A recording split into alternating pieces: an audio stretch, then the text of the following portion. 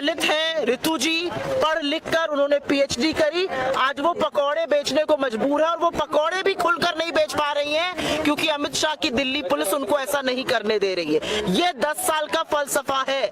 आप इधर उधर की बातें कर लीजिए, आप बड़ी बड़ी डींगे हाँक लीजिए, आप गारंटी पूछ लीजिए या बोल दीजिए। आज रितु सिंह जो दलित समाज से आती हैं, पीएचडी स्कॉलर हैं, वो पूछ रही हैं मेरा इस देश में हक कहाँ है, मेरा विकास कहाँ है, क्या मैं पकौड़े तलने के लिए बनी हूँ और अगर पकौड़े ही तलने हैं तो उसको बेचने क्यों नहीं दे रहे। ये 10 साल का दलित समाज के साथ, महिला के साथ फलसफा है। मैम दिल्ली के अंदर पोस्टर लग चुके हैं मोदी का परिवार 140 करोड़ की। डॉक्टर रितु सिंह मोदी जी का परिवार है कि नहीं है? एक होनहार दलित बेटी जो अपने दम पर पढ़ी, स्कॉलरशिप से पढ़ी, पीएचडी किया, उसको आप जबरन षड्यंत्र के चलते नौकरी से निकाल देते हैं। क्या ये आपके परिवार का हिस्सा है या नहीं है? इस बारे में जवाब आज मोदी जी को देना पड़ेगा। मैम जो भी प्रदर्शन करता है उस पर आरोप लग जाता है कि राजनीति की जाए, क्योंकि इस सरकार को सवाल पूछने वाले, सच बोलने वाले और सच दिखाने वाले कतई बर्दाश्त नहीं है,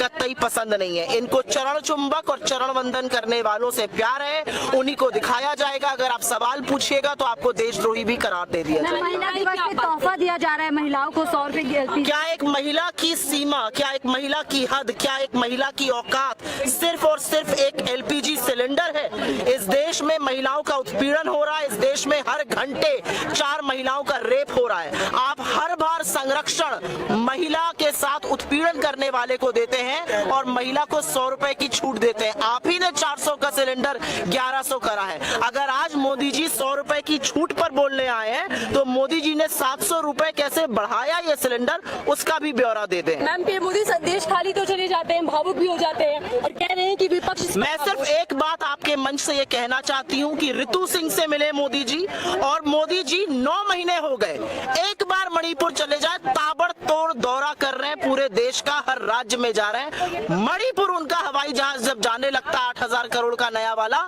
तो उसमें ईंधन कम हो जाता है। धन्यवाद।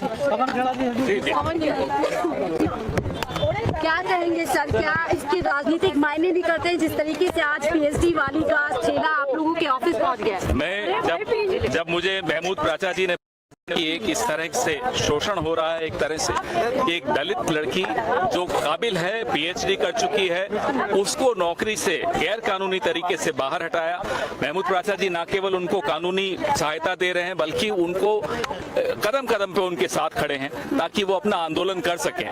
एक भारत की बेटी को आज पकौड़े बेचने पड़ रहे हैं और वो भी प्रधानमंत्री की सलाह मानते हुए बेचने पड़ रहे हैं। प्रधानमंत्री ने कहा था कि पढ़े लिखे बेरोजगार हैं तो पकौड़े बेच सकते हैं, ये वही कर रही हैं। अब उन्हें वह भी नहीं करने दिया जा रहा। मैं धन्यवाद देता हूं महमूद प्राचा जी को कि वो ये लड़ाई लड़ रहे हैं।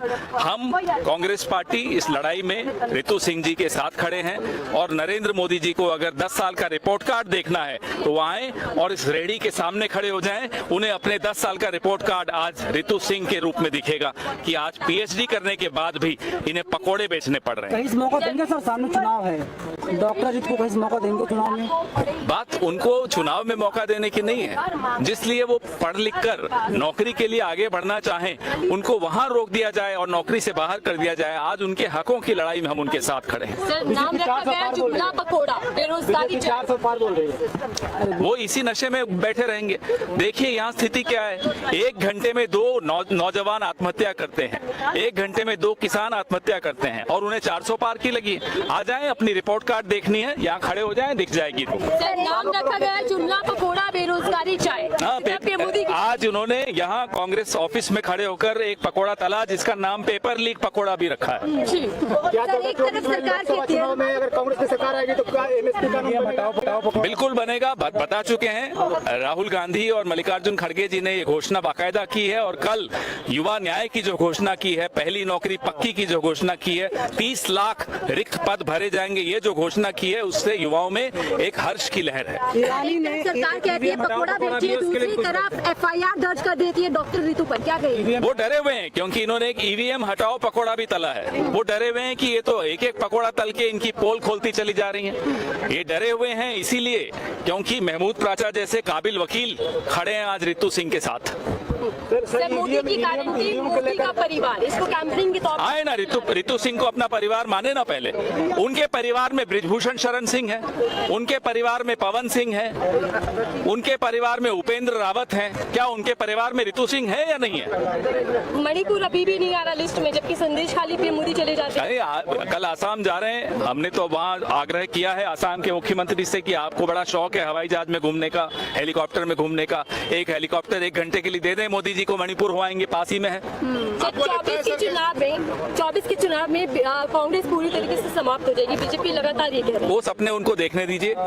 यहाँ बेरोजगार नौजवान समाप्त हो रहा है, यहाँ का युवा वर्ग समाप्त हो रहा है, हमें चिंता उनकी है। सर आपको लगता है कि इस मोदी सरकार में दलित होना, महिला होना, मुस्लिम होना गुनाह है? आप सामने देख लीजिए क्या हो रहा है। ये दलित महिला है, पढ़ी लिखी है, कितनी सीमाओं को तोड़कर वो पीएचडी करके अगर नौकरी लेती है तो इनको ये भी बर्दाश्त नहीं होता, उसको नौकरी से गैर कानूनी तरीके से बाहर कर देते हैं।